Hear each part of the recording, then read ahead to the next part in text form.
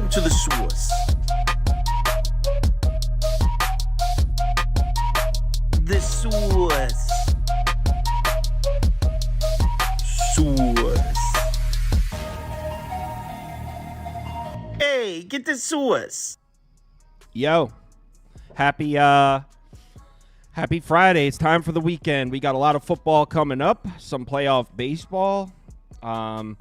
Chris couldn't make it, so Toast is going to break down the WNBA game for us. I mean, I just put the poll up. It looks like the poll's leaning towards Liberty, so Chris can't make it today. So let's skip right over to baseball. Dodgers Mets. Well, this is it, Grimace. It all comes down to this. It does come all down to this. Again, not going to change my stance. I'm not going to pick a side. I do think that the Dodgers probably win. But first 5 over 3.5 for me. Jack Flaherty, not a guy that I trust in these big moments. I understand that he pitched very good against this Mets team just earlier this week, went 7 innings, only gave up 2 hits and no runs. But previous to that, San Diego got him, Miami got him, Atlanta got him. He pitched really well against Cleveland, but again, we know Cleveland can't hit right-handed pitching unless it's Luke Weaver. But again, you have David Peterson on the mound, who he went 7 innings against Milwaukee in a start, and if that happens today, I guess so be it. But I have a hard time believing that happens. His last home start that he actually started was against Philadelphia. Gave up 8 hits and 5 runs. He also faced the Dodgers earlier this year at home. Went 5 innings, gave up 7 hits. Hold on, Andy. This says first 5 over 4.5 minus 140. It's just 3.5, but it is 140. It is 140. All right, Andy's high again. Let me put the correct one up. At least somebody else is getting blamed for being high. First 5 over 3.5. All right. So anyway, continue. Again, I think that David Peterson is a guy. He's actually done pretty well for us in the spots that we've had to trust him. At this point, I just have a hard time believing that this Dodgers offense is going to slow down. David Peterson also really struggles with righty bats compared to lefties. Really, really good against lefties. 101 whip, 253 xFIP. But when it comes to righties, 312 WOBA, 466 xFIP, and the righties in that Dodger lineup. Obviously Mookie, Teoscar, Tommy Edmond, Kike Hernandez, Will Smith, and Andy Pages. Andy Pages is one of the he's going to be batting 9th, but he was one of the best hitters against left-handed pitching in Major League Baseball this year when he was up playing. So again, I just think that there's a lot of advantages for the Dodgers to score runs. And as far as the Mets are concerned, scoring, what we've seen for them isn't terrible. I mean, it's been terrible because they haven't been scoring, but they've put themselves in positions to score. They're just not getting runners in scoring position. They're not getting hits. So if that happens again today, so be it. But they do kill right-handed pitching. They're the number 1 team in offense at home over the last 30 days. Not to mention, like I said, Jack Flaherty is not a guy that I trust in big moments. It's a huge, huge difference from growing up and living in California and pitching in the California dreamland and then traveling all the way to New York and playing in front of the ice cold or playing in the ice cold in front of a whole bunch of drunk New Yorkers. So I just feel like this number was 3.5 was way too small for me. I don't really want to pick a side. I would lean Mets just because of the number, but again, there's not a chance in hell I pick a side. So first 5 over 3.5. Vientos, Lindor, hits, runs, and RBIs, the same thing. They just keep on hitting, so I'm not going to stop doing that either. There's no more words, guys. We're past the point of words. It's time for action. I know everyone's going to chirp. Everyone's going to be all over the Dodgers. That's how we prefer it. Grimace plays his best ball when everyone doubts him. We made it this far. Been the most profitable team in baseball over the last 3 months. Not turning my back on a friend of mine in Grimace that has not turned his back on me once this season. So yeah, it'll be Grimace here, back against the wall at home. Citi Field's still going to be full of believers. There's still believers up there in Queens, and I just need Grimace to know that he still has a friend here in me. I'm not turning my back on him. It'll be Mets. Next up is. I also did a Mookie and Ohtani hit parlay at like plus 110, just for the record.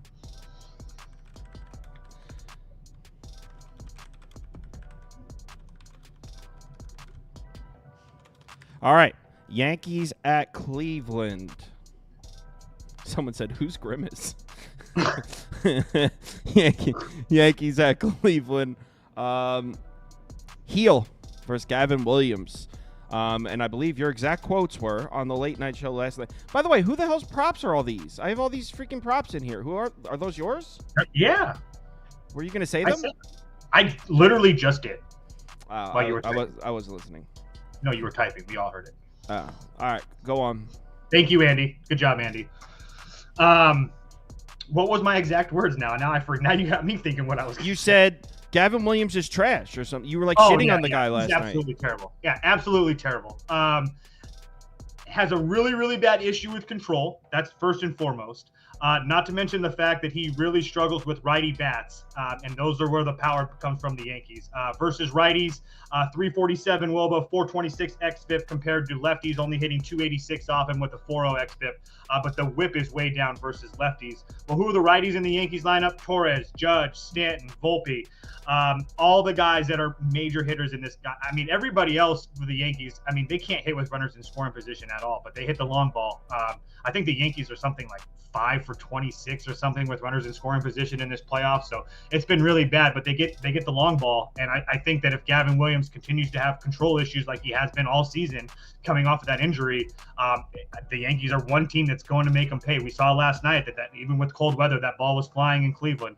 On the other side, sorry, I played over 7.5 and Yankees team total over, by the way. But anyway, as far as, again, I just feel like the Yankees at 3.5, if you're going to give me that number with this team, regardless of who's kind of on the mound, I mean, I would play it against Bivey too. Like, I just feel like this team is kind of clicking right now. I understand they had a major bullpen blow up yesterday, but besides that, I mean, the guys that needed to do the work. As far as Cleveland side and their bats and against Mr. Heel, I don't really know what to expect from him. His last two starts were terrible. Oakland and Pittsburgh, just over 11 total innings, 10 runs, over 12 hits. xFIP is through the roof. And what is the one thing that Luis Heel struggles with? Lefty bats. And how many lefty bats are we going to see in the Cleveland lineup today? Let's count. 1, 2, 3, 4, 5, 6, 7, 8. That's a lot of lefty bats. The only righty you're going to see is Lane Thomas. I have a hard time believing Cleveland can't scrape together a couple runs here. So, like I said, I played the over. Not to mention all that stuff, the bullpens. That's the one thing. That's another major thing, the bullpens. The Yankees bullpen is taxed above Bolivian. I honestly do not know what Aaron Boone is going to do to manage this game. Because keep in mind, they have another game tomorrow. Luke Weaver has went 3 of the last 4 days with 18, 24, and 20 pitches. Clay Holmes, same thing, 3 of the last 4 days. Tommy Cahill, 2 of the 4 days. Miza went 22. Clark Schmidt, who's technically a long reliever, not a starter, he went 78, obviously, because he started yesterday. So the Yankees bullpen completely taxed. Flip it over to Cleveland side. Clase, been terrible in the playoffs. He went 15 yesterday. Hunter Gaddis, 2 of the last 3 days. Kate Smith, Tim Perrin, Eli Morgan as well. So neither one of these bullpens are in a great position. I would give a tiny, tiny edge to Cleveland just because of the rest factor. But again, I just don't understand why this number is still at 7.5. Maybe I'm just completely missing something. But again, both of these teams seem to score yesterday. I have a hard time believing, not to mention the fact that since Trevino is going to be playing, that's going to give a huge, most likely going to be Trevino playing if he does like yesterday. And that's going to give Cleveland a huge advantage on the bases as well when they're running because he can't throw anybody out to save his life. So, yeah, I just think that we're going to see runs here today. I don't want to pick a side, but I do think the Yankees score 4 and the game goes over 7.5. Last night I said Cleveland. I don't know. I mean, it's hard. It's not. Yeah, it's hard, especially with the bullpen situation. It's not really hard to be like, oh, I'm really confident on this side. Yeah, I mean, I guess I'll just put the that over 7.5 up. I guess I won't be placing a bet on this game. I can tell you that. I don't really feel too strongly about it. I was laughing by us. Some of the comments were on fire before. All right, let's move on to. Oh, that's it. By the way, in case you missed the midnight stream, which by the way, we're gonna keep those going. We've gotten positive reviews.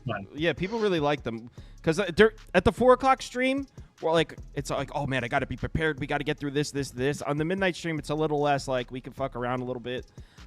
It's less pressure. But anyway, this was the community top bets from the votes last night. Dodgers money line was their favorite bet in terms of a side. In terms of home runs, they like Francisco Lindor at plus 450, J-Ram at plus 600. The community's been hot. Yesterday they had Ohtani and Judge, both freaking hit. So they also had Yankees money line though, so they didn't go perfect, but they had 2 home runs. Community, that's you guys. So you as guys far as the props are concerned, Jose Ramirez over 1.5 hits, runs, and RBI. Aaron Judge over 1.5 hits, runs, and RBI as well. All right, sounds good. Later. Where the? Why does it keep taking me off the screen? All right. Here we go. All right, let's get R-Truth. I laugh every single time R-Truth comes on the screen. Freaking prop beaver. You guys got to think of a nickname for Andy, by the way, because Prop Beaver just keeps putting BS ones up there until we have one. We've been with R-Truth. We've had Winky. I know people still refer to him as Winky in the chat. Like, I'm with Winky on this one. I get some Hawaii's in the Discord sometimes too. That's that pick is not. You're not gonna live that one down. Never. All right, next up is Florida State, Duke, and obviously I talked about this one in the YouTube video last night. Not going to lie, so I uploaded it, and I said under a pass in the video.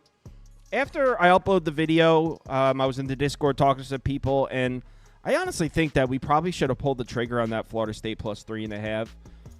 It's actually, I think there's 2.5s now, so it's completely moved the other way on that. Well, not the other way, the right way, I should say.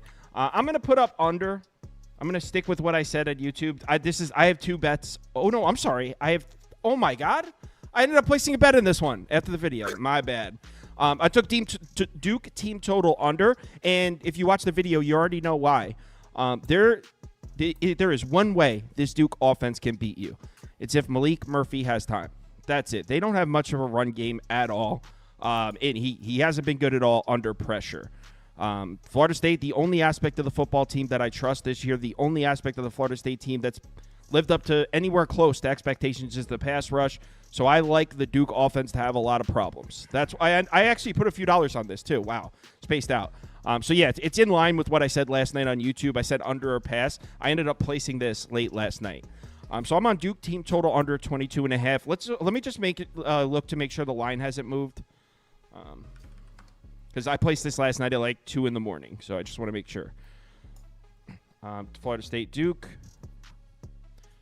1 second. 22.5 minus. No, still the same. So yeah, I Duke team total under 22.5. I am on this. Gentlemen. Yeah, I put my money on this, which is what? Crazy. Florida State, but I did get it at 3.5. I did it a few days ago. Duke favored over Florida State. Is the time to be alive. I wanted to take Florida State so bad. Their talent's just so much better than Duke's, but you say that, but really, is it? These 4-star recruits look like 2-star recruits, but maybe the bye helped Florida State. I took Florida State just for the fact that Brock Glenn looked 10 times better than DJU, and that was against Clemson. So with another week of preparation for a worse team, that's maybe a stop spot for them. Florida State's going to give Malik Murphy problems, I think, on the pass rush as long as they play how they're capable of playing. They do have 17 sacks, which is top 20 in the country. It's probably the only thing they're doing right as a team. I just think Duke is very overrated here. EPA per rush, they're in the bottom 10. They're 104th in EPA per play. And really that pass rush, Malik Murphy's been really inconsistent, especially facing pressure.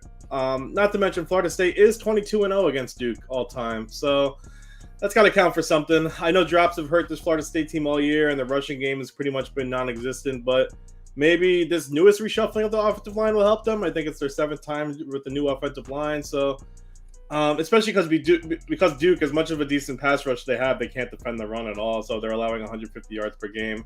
This is an extreme low spot buy low spot for Florida State, I think. One team's really underachieving, the other really overachieving. And Brock Glenn looks like he can provide a spark to this offense. So I'm with Florida State here. which is the craziest thing. I don't know, betting Florida State, but I really like their spot for them. Someone said someone gets scooped the shot collar, the Florida State shot collar. That's the only time I've ever bet them this year, so we'll see how it goes. I took a couple losses with Florida State, but I also faded them a couple times too. So I think I'm 2-2 in Florida, and I took the under in Boston College, so I might be 3-2 in Florida State games. I'll have to look. Our truth. Oh, so first off, let's give Andy some credit. Virginia Tech minus 7.5 was a sharp freaking look. Everyone was on Boston College. Laying 7.5 is a sharp line. Well, actually, the sharpest move would have been to take it at 6.5 before it crossed over 7. So not quite, but still a good look. Taking Virginia Tech minus 7.5 there. That was impressive. You've moved up a notch in my book. You're at notch 1. Yeah, I'm at notch 1. Glad.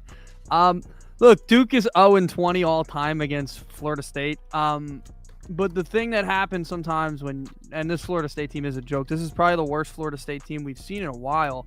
At least, obviously, they had expectations. So those types of things kind of flip when you're having this bad of a season, right? All time you own Duke. Duke's never beaten you.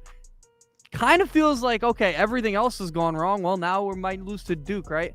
And I think that's the way it is. I know it's super public. I want to be clear about that. This is, I think, probably... I haven't looked at the data completely, but I would say it's probably the most public of the games tonight. Maybe Oregon is, but... Well, you talk about Duke? Yeah, it's probably... I don't think so. It's pretty... I haven't seen anybody that likes Florida State besides Scoop. Credit to you. Everyone on this show and a lot of people in the comments are on Florida State. We're sharp, and the community is a bunch of sharp motherfuckers. We're just all sharps here. That's why. I have seen a lot of people on Duke, but... no, I'm not saying Duke isn't the public side. I'm just saying I don't think it's crazy. I think there's a lot of people on Florida I would State. understand why it would be, right? Because obviously Duke's had a pretty good year, and Florida State's a pile of shit. We know that, right? But... I do give credit to Duke. I don't think Florida State's going to score more than 10 tonight. And to be honest, I mean that Brock Glenn's been awful under pressure. Hold on. Someone in the comments, and look, this person commenting might have been a Florida State fan with a little bit of bias. He was saying that in the Clemson game, and I couldn't really say anything back because I had Florida State Clemson on the small TV. He was saying that the offense, if you watched it, looked better. It did? Yeah. I mean, let's be fair. Could it have looked worse? I mean, so are you on Duke? I'm on Duke. Yeah, I got Duke. I got Duke -3 tonight. I think it was. Yeah, I got it at 3. I wish I would have waited for 2.5. But yeah, I like this Duke team. I think Malik Murphy's really good. He was a top recruit coming out, so like I do think he's gonna only settle in more. I will say this: Florida State's defense has been, a shit ton better than the offense, but it's been pretty good. My big point here is I think Brock Glenn's going to be under pressure all day, and he's been awful under pressure. He's young, too. I think he's going to make a couple mistakes. We just saw in these ACC games, Thomas Castellanos last night, he was under pressure all night. He was fumbling multiple times. Those mistakes in these road ACC games can become an issue, and I know Virginia Tech's a much tougher place to play than Duke, but like Duke's 5-1. I mean, they got a shot to go to a bowl this year. And that doesn't always happen at Duke. And they're in year 1 of a new era. I think it might be pretty packed tonight. Places starting to get excited. Basketball season's coming at Duke. I think that place is going to be lit up tonight. And I think it's going to be a tough place for Florida State to play. Also, anybody with a chance to beat Florida State, it's going to be hyped up. So really is a shame that Duke's going to be 0-23 against Florida State. It's rough. It's a shame. 0-21. It's rough. All right. I didn't crazy. They've never beaten them? Not once? No. 92 since 92. No, they never. It's 0-22. Yeah, I saw that. Unbelievable. Unbelievable. What is that? How do you no, do believable. That? I guess. How do you do that? What? It's pretty impressive. It's impressive. It's certainly impressive. Now for what should be the best football game of the night, Oregon on the road. Oregon has to travel into the harsh waters that is Boilermakerville. Yeah, that's a rough one. So who in the comments wants to raise their hand and said they took a shot on Purdue money line? Go on. I know there's one of you freaks out there. This was 27.5 last night. Yeah, it's moving towards Oregon, but I mean the line movement at these numbers is like. I know. Oh, I mean, crossing over 28, I guess. It did cross over a key number. I was going to say that, like, it got over 4 touchdowns. I don't know. I don't know if I consider 28 that much of a key number. What's the frequency on it? Like 0.7%? I mean, this is saying that even in the case of a blowout, Purdue's not going to get anything late in the game either, is what they're kind of telling you. Yeah, I mean, go ahead, Scoop. Yeah, one thing I guess I'm impressed about Purdue was after the first half last game. That's one thing you can hang your head on. They had a ridiculous second half, 2 touchdowns in 8 seconds, throwing out double reverse flea flickers. I mean, Ryan Brown did everything he could win that game, and I mean they're gonna lose 3 of the next 4. They play Oregon, Ohio State, Penn State, but yeah, I mean during that Illinois game, I thought the same old Purdue game in the first half. I know they're home. I know this is a letdown spot for Oregon after an emotional win at home against Ohio State. I know they also changed the 12-man on the field rule with time runoff from that last game. So great coaching by Dan Lanning there. Hudson's Card's not starting, I would assume. I don't think he probably shouldn't. No, he's hurt. So He's hurt. yeah, I mean even if it was, I still don't think You think he lost his job? hopefully. Yeah, listen, Ohio State's one of the best defenses in the country. Still, Oregon had 500 yards of offense, about 8 yards of play. No, their defense isn't great still, but this Purdue team hasn't shown much of anything besides the second half last week. Personally, I don't have a bet on this game because the new quarterback switch seemed to have ignited some kind of Purdue offense last week, and a short week traveling to Indiana for Oregon after a big win isn't exactly the spot I want to put money on. If I had to pick a side, I'd pick Oregon just because they're a lot better at football. Yeah, just because they're better in football. But yeah, I don't want to bet this game. Yeah, I mean, last night on the YouTube video, I said Purdue plus the points are pass, but like really emphasis on the pass part. I mean, what Scoop said is right. I mean, Oregon coming off the win of the season, beating Ohio State, then on a short week going to Purdue, this Purdue team with a new quarterback, new energy. I mean, is the stadium going to be rocking on Friday night? I don't know. Andy? Somebody did say it in the comments. It does scream Purdue spot, and I bet it. I will say that I bet it, and You bet Purdue. I bet Purdue. Yeah, I'm purely betting on the spot here. Like coming off that emotional win, and I love Dan Lanning, and he usually has his guys ready to play. But even if he has his guys ready to play and ready to go out there, 28 on the, or it was 28. It's 30 and a half now. when I bet I it. think it's 30 Yeah, it was now. 28 and a half when I bet it. Like 28 even on the road. It's not like an easy place to play if they fill the place. Ryan Brown looked really, really good in the second half against Illinois. So if late in the game they're down the, let's say 35, like I still think that he might get some things done through the air. But I gotta give Oregon a little bit of. There's one area where they haven't been strong. The last 2 games, Aiden Childs, who we all know he makes a ton of mistakes, and Will Howard, both of them could throw the ball on them. They were like 8.5 yards per attempt. Look, I know it was only one game, and I don't want to overreact. And he did it against Illinois, and Illinois is not a terrible defense, especially against the pass. They're bad against the run. They're not bad against the pass. Like, so he was throwing the ball well against them. So you're telling me late in the game, if they're down by like 30 or something, that he's not going to get something done on Oregon's backups? So like, I think this has really good backdoor cover potential. Do I necessarily think it's going to be close early on so that I get it? No, I don't think it's going to be close at all, but I think this has a late potential for Purdue. So that's such a high number at home. So yeah, I'll take Purdue. What about Purdue something Purdue money line's plus 2,000. Well, I was looking at this, Scoop. What about? Okay, so could you imagine? What about I mean, Purdue first quarter money line plus 520, just to come out, punch the Ducks in the mouth. Punch the Ducks right in the mouth. No, I'm not betting this. I'm not betting this, guys. I'm not. Somebody did the Oregon defense. First quarter. What's up? Sorry. I said first quarter is plus 7.5. It's plus 7.5 for the first quarter? Yeah. I mean, what if they receive? That has to hit if they receive. So it's like a coin toss? If they receive, that has to hit. There's going to be a turnover. I mean... Oh, man. First quarter. This is just degenerate gambling at this point. All right, I'm going to put as my official pick for the game for Purdue first quarter plus 7.5. Somebody asked about I'm just praying for the coin toss, yards. baby. I wouldn't mind that either. If we receive, I should be. If you receive in the game and you can't cover plus 1.5 in the first quarter, turn it in.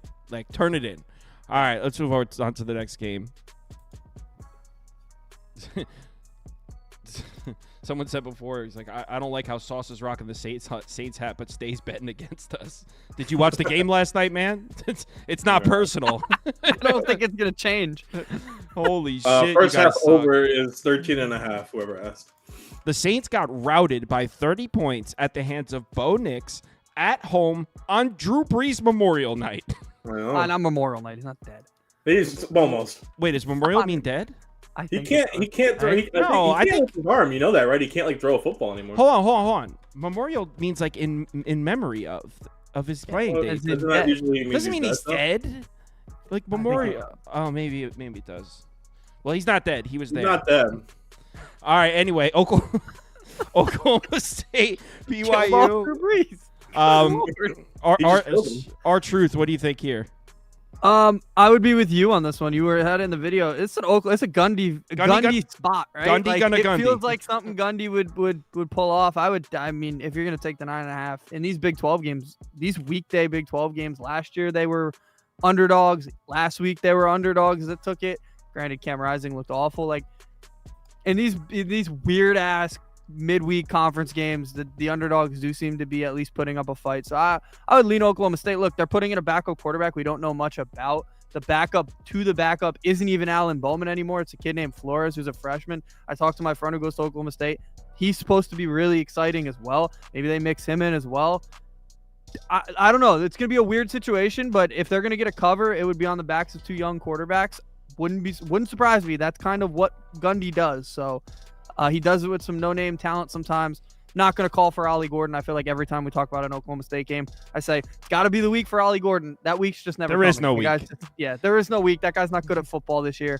But again, BYU also, you're going to probably say the same thing. That you got to question their schedule a little bit. Right? They played SMU. SMU's really good now, but that's not the same SMU team that they played. That's a team that was mixing in quarterbacks, and it was a weird weekday game. This is a BYU team who Arizona's defense didn't look very good. Arizona overall didn't look very good. Baylor, we know Baylor's not a very good team. So, like, the recent games they've played, they're not great teams. So I would lean Oklahoma State. I know you like it a lot more, so I'll let you. I mean, I bet it earlier in the week before the quarterback change. Not that, but you know what? All right, Scoop, I'll go. Yeah. So I'm on Oklahoma State, and I actually have a sprinkle on the Pokes money line as well. So I am on Oklahoma State. Let me get the other graphic up too. So I am on Oklahoma State, and let me get this, and Oklahoma State money line. So yeah, I'm betting on Mike Gundy coming out and getting it done here. This reminds me of a game last year, and there's actually striking similarities to it. So last year, it might have been on Friday night. It was either Thursday night or Friday night. It was a standalone midweek primetime game. Oklahoma State versus Kansas State. At the time, this was last season. This wasn't like years ago. At the time, Kansas State was looking excellent with Will Howard. Oklahoma State was in shambles. They lost a home game to South Alabama. I believe that was in week 2. So Oklahoma State, the perception was their season was over. Kansas State was, hey, this team could win the Big 12. So that's where we were at in the season coming into that game. Kansas State was laying 10.5 points. Gundy came out, beat the shit out of them. They won handedly. He came out, he ran some trick plays, completely flipped shit up. I mean, from what I read, he ran an entirely different section of his playbook that no one even knew existed until that night. That's why we were making jokes last night on the stream. Gundy gonna Gundy. Like, I think Gundy's coming out and he's gonna Gundy. And you know what? To even add on to another similarity from that game last year against Kansas State, where they were catching 10.5 points. That was on the road in Kansas State. That was the game where Alan Bowman was just named the starting quarterback. So, because before that, up to that point, they had a quarterback battle, and they kept switching their quarterback in and out. And then right before that game, they named Alan Bowman the starting quarterback, I believe. So it was kind of the same thing. They had just made a decision at quarterback, just like here. They just put this kid Rangel in. Some similarities here. Gundy's gonna Gundy. Oklahoma State plus 9.5. Sprinkle the money line. I think they win. Scoop. Yeah, I don't trust Oklahoma State at all. Personally. You don't wait. Do you don't trust Gundy? I'm not a Gundy person. I don't love Gundy. I know you guys are on them. I can't bet this game. 0-2 in conference. Alan Bowman's out. Garrett Rangel's in, which I have no idea how that's going to translate. I know he's more of a running quarterback. It's crazy that Oklahoma State was a top 10 preseason team in terms of running, and they're 125th out of 134. That's just wild. Last year, this is when Ollie Gordon turned it up and ran for a ton of yards. I don't see that. I've said Ollie Gordon's been trashed since week 2. BYU's defense is really solid too. 28th in success rate, 19th in EPA per play. Not only that, but Oklahoma State is one of the worst rushing defenses in the country. They're actually the 4th worst. Okay, Last in they've been yards playing freaking Kansas State, West Virginia.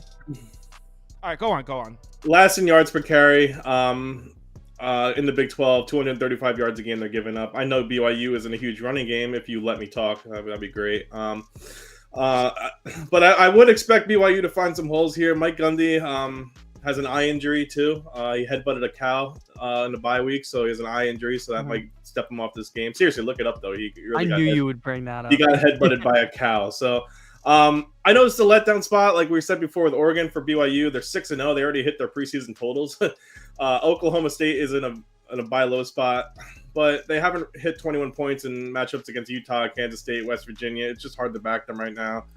I don't want to bet this game because I don't know how much of a new quarterback playing in a pretty rough road environment, but it's probably better than Bowman, to be honest.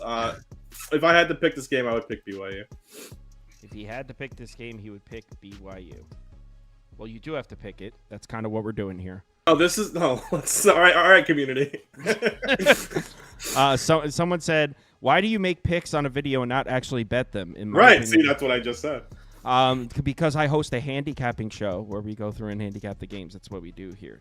Right. Doesn't mean I'm actually doesn't mean betting. I'm betting every single college football game. Or football game. Yeah, it doesn't mean I'm going to bet every single college football game that exists. That would be irresponsible.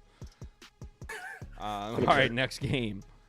Fresno State, Nevada. Last game of the night. Wolfpack. Got some CLV on this one, gentlemen. There's even 2.5s popping up here. Scoop, do you have a take on this one? I haven't talked about this game. I like the over here. Fresno State's defense is pretty atrocious. I mean, you saw that UNLV game, and then last week, Washington State had a bad game, still put up 25. This team can't just can't stop the run at all. And now you're coming into this game with one of the best rushing quarterbacks in the league. He just put up 151 yards last game, averaging 6 yards a carry. And that's just him running the ball. He throws for 9 touchdowns too. He's making Nevada way better than they actually are. Really, this team is definitely overachieving. But and not only him, but Nevada's running backs have 3 200-yard rushers on the team as well. This team can run the ball. And Fresno State is just absolutely terrible against the run. 104th in yards per carry, 118 success rate, 112 defensive rating in the run. I know Mikey Keene hasn't been great either. He has 8 picks, but they do have a huge passing attack and great wideouts. Nevada's 113th in success rate on passing downs and 79th in yards per attempt. So with good offenses, Nevada running Nevada's rushing attack against Fresno's terrible run defense on the other side. Fresno State's passing attempts against Nevada's pretty bad pass defense. I like this game to hit the over. I do like Nevada to win the game too, but I would definitely take the over in this game. Scoops on the over. Someone asked, can Nevada run the ball on Fresno State? Yes. And in my opinion, the answer is yes. This Nevada rushing attack has caught fire recently, and I was talking about this last night. So in their last 3 games, I believe it's 7.7 yards per carry, or maybe 7.07, or whatever. In their last 3 games, they're averaging over 7 yards per carry as a team. Yes, it was against 3 bad run defenses. But what is the weakness of this Fresno State defense? Stopping the run. They've been pretty bad at it. You got this Nevada team Friday night at home, prime time, going to be handing the ball off, slamming the ball between the tackles on this Fresno State defense, playing directly into their weakness. I think they're going to keep that defense on the field. They're going to control the pace of the game. The reason, my bad, didn't even say my bet. So I got Nevada at plus 3.5. I don't think you can get that anymore, but I paid juice for it. I got it like minus 118, I think. So I paid for it anyway, but I don't even know if you can get that anymore. I still like Nevada at plus 3. The reason I didn't play Nevada money line here, on paper, Mikey Keene should have opportunities to make throws on Nevada's defense. I don't think that pass defense is really equipped to deal with Mikey Keene. I mean, he's a talented quarterback, and Fresno can throw the ball. The problem with Mikey Keene is, when is he going to stop throwing interceptions, man? Holy shit. This dude can't stop, won't stop throwing interceptions this year, Mikey Keene. So, I mean, I'm a little worried that, if the interceptions aren't there, Fresno could definitely throw the ball on Nevada. But, overall, I do think Nevada's the side here at home. But I really could see, let's say, 24-23 football game. Mikey Keene gets the ball back with 2 minutes left and drives down to kick a field goal to win. Scoop, that it goes over the total in that scenario, so you'll be happy. But I like in a game like this, one side has the significantly better quarterback and should be able to throw it. So if this game goes back and forth and comes down to the last possession, I don't want to be holding a money line ticket when the other team has the significantly better quarterback. So I figured +3. If it comes down to that last possession, I should be good. That was my thinking. Like I said, I got +3.5, but I'd still play it at +3. R-Truth? Yeah, I would probably lean with you guys. Nevada, very good rush attack. Although there are you can poke some holes in some of the rushing games. I mean, they ran for 8 yards per carry against Oregon State, but that's actually happened multiple times. Am I saying I'm saying Nevada wrong? How do you say it? Yeah, it's Nevada. You're saying Nevada. It's Oregon and Nevada or Nevada. It doesn't matter. Hold on. It's a Jersey thing. No. The way that it's said it, I believe it's Nevada. No, it's Oregon. It's Oregon. It's Oregon. You can say it's Oregon, but it's not. So. All right. But am I saying it wrong or is it Scoop? But Nevada? I think both of you said Nevada. It's Nevada. It's Nevada. Nevada. That's what I was saying. Oh, he's talking to Scoop. All right, go on. Yeah, okay. So Nevada, I would lean with you guys. The only hole you can poke is, they've had a really good running game, but one of those great rushing games, they ran for 6.5 or so yards per carry against Troy. Troy is awful. That was also a game in which Nevada had already played a game. Troy hadn't. And then Oregon State, they ran for 8 yards per carry. That's happened multiple times to Oregon State this year. Their run defense is actually one of the worst in the nation. So you could poke holes in it, and I don't think Fresno State's run defense is like that bad. It's bad, but it's not like 8 yards per carry bad. But even so, like, I think that they can get stuff done on the ground at home and control the game to a point where, they can keep it within a field goal. So I would lean there, but I wouldn't take the money line either because I do think Mikey Keene, a veteran, can make plays down the stretch to maybe come back and win the game. That's why I would be afraid of the money line. I don't want the inexperienced team that really can't throw the ball to win the game and pull the upset, but I do think they can keep it close. Should be able to run. In terms of a total, the over seems to be hitting pretty precisely in these Mountain West weekday games. That's kind of a thing that happens at this point. I mean, last week's game was insane, right? It was the UNLV Utah State game where I think everybody in the world thought they had their cover, and then there's out of nowhere Utah State covered. But these games are weird, so it could get interesting. I wouldn't be surprised if we saw Nevada there. Nevada, you mean? So Tinker, I'm pretty sure he's joking, but said it's not Nevada, it's Nevada in the chat, as if we can read. But hold on, if it was, I think what they're saying is it's supposed to be Nevada. But if it's supposed to be Nevada, there should be a second D there. Also, I know it's Oregon, but in high school or middle school, it was the Oregon Trail, like the video game that we played. So I don't know who taught me wrong, but it's probably the dumb school system. Blame your parenting. It's probably bad parenting. Probably bad parenting. My parents. Probably bad parenting. Yeah. All right, so let's do a community top bet here for college football. Better be the Boilermakers. Yeah, so they're saying it's supposed to be Nevada, but okay, if it's supposed to be Nevada, then your state can't spell because there should be a second D. All right. Yeah, I was wrong then. I'm sorry. To be fair, the English language is messed up anyway, so. The English language is messed up, Scoop says. Dude, all right. Well, it's a good thing you don't know how to examples. Lots of examples. I have examples. I can host the whole thing. No, none of us care. All right, BYU -9.5 is the community's favorite. All right, Nevada +3. All right, what's the community's favorite bet here? Cast your votes. Remember, like brought and drought, like that's two. They're spelled the same. One's brought and one's drought. Are you still on this? Holy shit! Really, we don't care. It's the same. All right, so don't forget, tomorrow, 10 a.m., we'll be going through all the Saturday games. We'll be live for 2 straight hours going through the whole slate. Yeah, so if you're able to make it, cool. Having some fun. Somebody said Toast bets all the MLB games. Yeah, dude, and that's why he drives himself insane. I mean, we love. Have you looked at the guy? You should come watch him watch those games. It's not an enjoyable experience. Toast, being around Toast watching baseball is not a pleasant thing to do. No, it wasn't. All right, cast your votes. Is Duke -3 for college basketball Saturday? Duke -3 is really your guys' favorite bet? Public. I love Especially him. when Purdue plus 29.5 is an option. Oh, All right. I mean, it's a blowout poll win here. Duke -3, the community's Doogies. favorite bet. I'm going to put it on the screen. Mike Krzyzewski's not even a coach anymore. He's not? Nah. The community. So this, in addition to the community's favorite baseball bets, the community's favorite college football bet tonight is Duke -3. You know what? yeah. I'll line shop for you guys, community. There's 2.5s out there. Go find one. You're welcome, community. Hooking you up with some line shopping. So the community's top bets tonight, that's you guys. Dodgers money line, Francisco Lindor home run, Jose Ramirez home run. Sorry. J-Rom.